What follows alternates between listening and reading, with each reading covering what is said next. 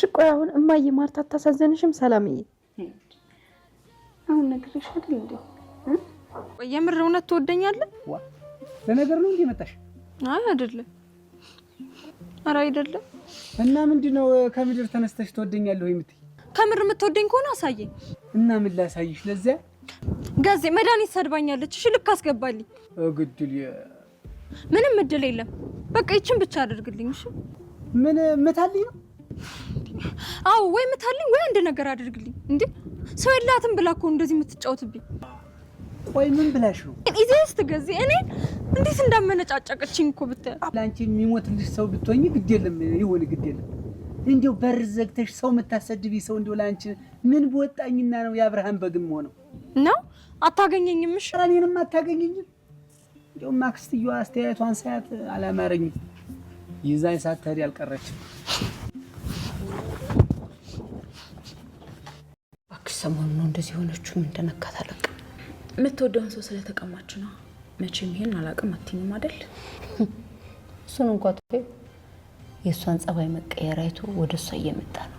ይልቅ ወገብሽን ጠበቅ አድርገሽ ለሚዜነቱ ተዘጋጅ። ቆይ ማርቲ ሞኝ ነሽ ልበል? ኡፍ ምንድነው 10 ጊዜ ሞኝ ነሽ?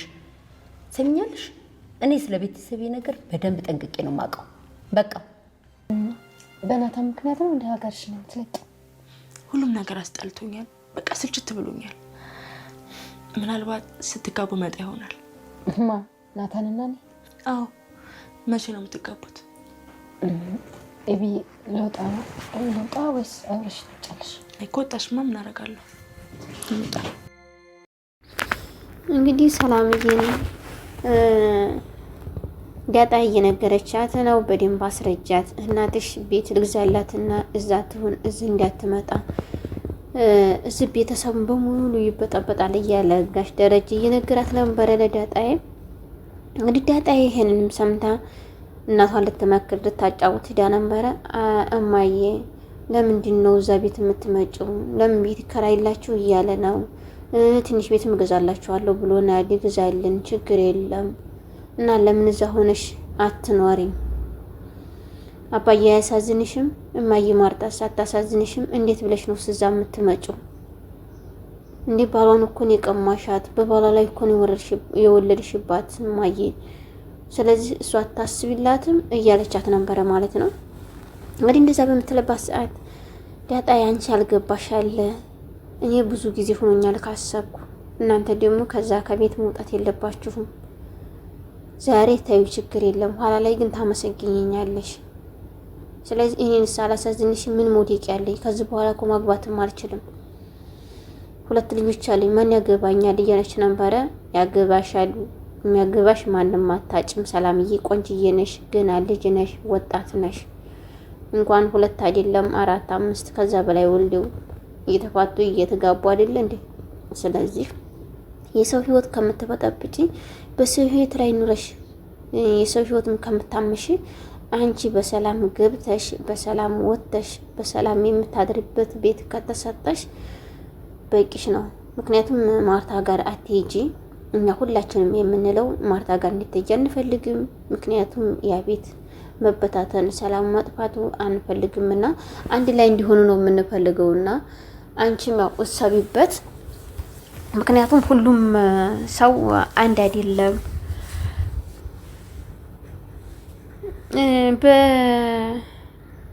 በማርትዬ ላይ አንቺ ነሽ የሄድሽው መጀመሪያም ቢሆንም ራሱ እሱ 30 ቢያስገድሽ አውርግጥ ሰራተኛ ብዙ ይደርስበታል፣ ብዙ ስቃይ ይኖርበታል፣ ብዙ መከራ ይኖርበታል። ግን ውጥት ብሎ መሄድ የሚቻልበት ቦታ ላይ ነው ያለሽው። ምንም ህግ ባይኖር መውጣት ትችያለሽ፣ ወጥሽ መግባት ትችያለሽ። የዛን ሰዓትም በቃ ትተሽው ሌላ ቦታ እንትን ማለት ትችይ ነበረ። እሱ እርግጥ ሰክሮም ከመጣ በተለይ በስካሩ መንፈስ ከሆነ ራሱ በጣም ያንቺ አመችኛት ይኖረዋል ማለት ነው። ምንም ነገር ቢመጣ ምንም አጠግብሽ አይደርስም።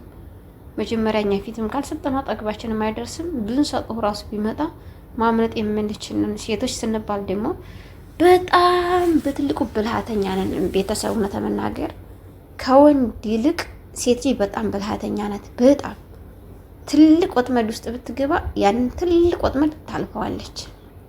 ብልሃተኛ ሴት፣ ዝም ብሎ ማንኛቸውም ሳይሆን ብልሃተኛ ሴት። አንድ ቀን ታልፋለች፣ ሁለተኛ ቀን ላታልፍ ትችላለች።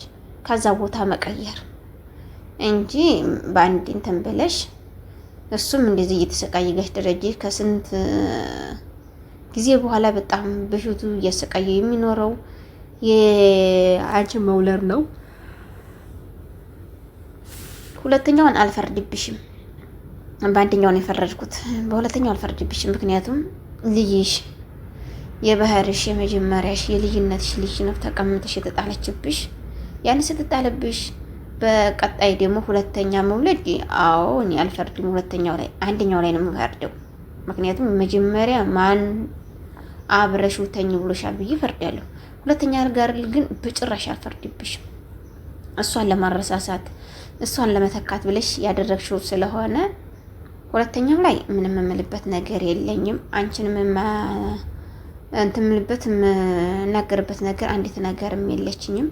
ምክንያቱም እሷን ለማረሳሳት ወንድም ከሆነ የእሷ ምትክለዋለሁ፣ ሴትም ከሆነች በቃ የእሷ ምትክናትና እሷን የምረሳበት ነው። 20 ዓመት ሙሉ ተቀምጬ ልጅን ሳላገኝ ትሞት ትኑር ሳላገኝ የተቀመጥኩባት ልጅን ማጣት የለብኝም ብለሽ ሁለተኛው ልጅ መውለድ ትችያለሽ።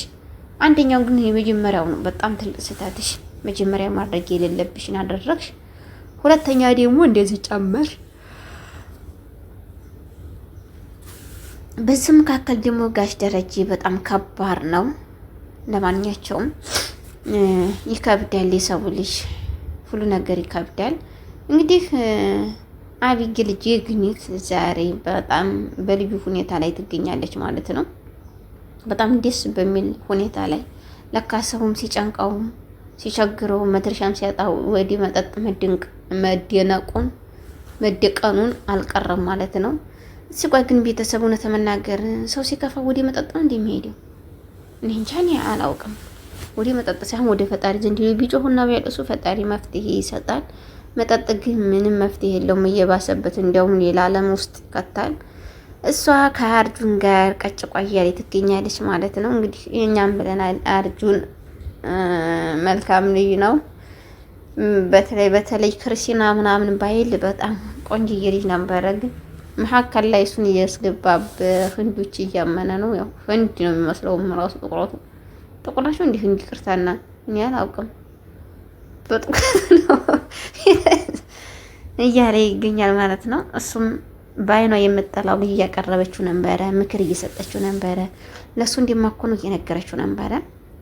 ዛሬ ግን የምጠጣው አንጣልኝ፣ እኔ መጠጣት እፈልጋለሁኝ ስትለው መጠጥ ነገር አንጣ ስትለው ይዙላት ነው ሄዱ እንግዲህ ባንድ እየቻለሱ ይገኛሉ ማለት ነው። እሷ መኝታ ክላስ አስገብታ ለምንድን ነው ምግብ አግባም ብሎት ራሱ ጊዜ ጋር ብዙ ጠብ ተፈጥሮ ነበረ። እሷን ተጣርታ ይግባተው ጊዜን ይፈልገው ነው አለች፣ አስገባችሁ። ናታንም ይሄን አልሰማም ነበር ጉዱን። ያ ጥቁር ልጅ ገብቷል። ምንድን ነው የሚባለው? ያንን አቢጌልን ፈልጋለሁ የሚለው ልጅ ገብቷል እያለው ነበረ ለናታን። እንዴት ገባ? ለምንድን ገባው? እያለ ደግሞ ናታንም እንጣጥ እያለ ይገኛል። አዎ ቤተሰብ እዚህ ላይ እንዲምላችሁ ነገር ማለት ነው። ወንድ ልጅ እውነት መናገር ምን 30 ብትወጁ አንቺ ካልወደድሽው እሱ ካልወደድሽ ከባድ ነው።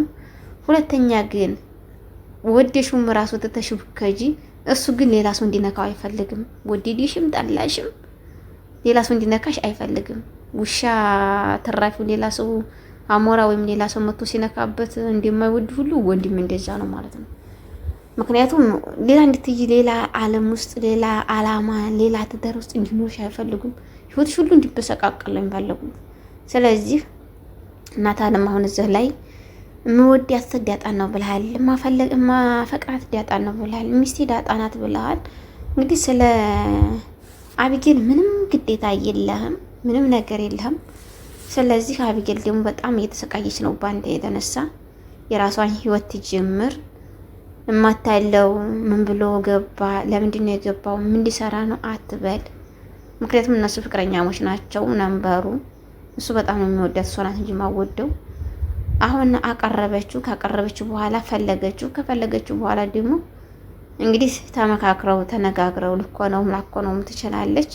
እንግዲህ ያንን አናቅም፣ እግዚአብሔር ያውቃል እያለች በጣም በስቃቀል ላይ ትገኛለች ማለት ነው። እንግዲህ አቤጌል ልጅ ግኝት እውነት መናገር በጣም ሳላደንቃት አላልፍም። በጣም መልካም ሴት ሆናለች ማለት ነው። በዚህ አጋጣሚ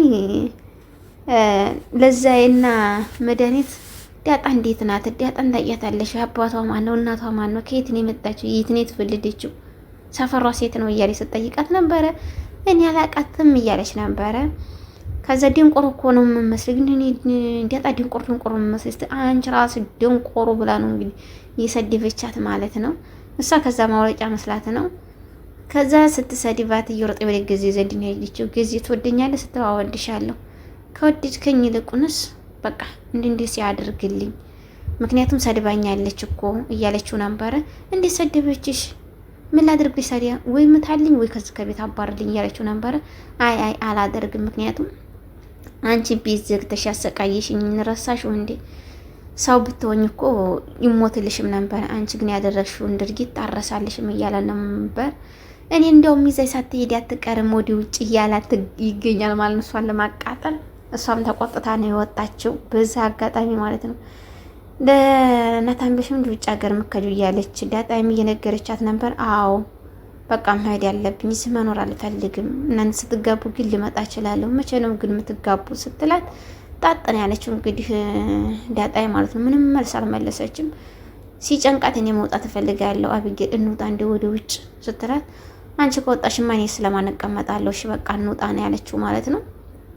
እንግዲህ እሷ በጣም ተስፋ ስለቆረጠች ሁሉ ነገር ለሱ ስላስረከበች በዙሪያ ውስጥ ምንም እንዲወራባት አትፈልግም ማለት ነው። ግን በቀጣይ በአዲስ እስከምንገናኝ መልካም ጊዜ እያልኩ ቤተሰብ ከዚህ ሰናበታችኋለሁ። መልካም ጊዜ ይሁንላችሁ።